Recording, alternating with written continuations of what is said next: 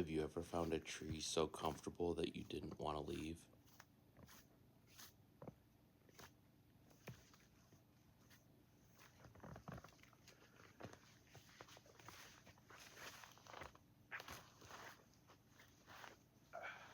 I just did. Enjoy.